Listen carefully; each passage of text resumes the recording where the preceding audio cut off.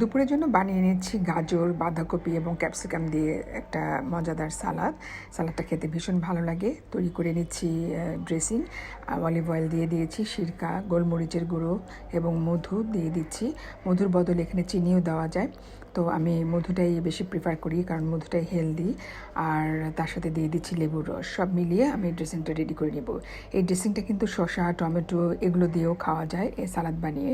তো আমি আজকে বাঁধাকপি, গাজর আর ক্যাপসিকাম নিয়েছি। এখন দিয়ে দিচ্ছি ড্রেসিংটা, পুরো সালাদে মিশিয়ে নিব ভালো করে এবং ভালো করে টস করে নেওয়ার পর আমি এটা সার্ভিং ডিশে ঢালবো।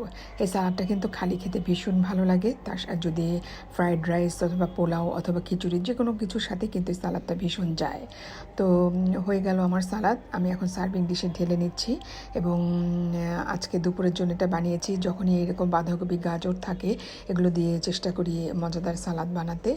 আসলে সালাদটা কিন্তু আমাদের হেলথের জন্য অনেক বেশি উপকারী। আর তার সাথে গার্নিশের জন্য দিয়ে দিয়েছি একটু কালি জিরা এবং সাদা তিল।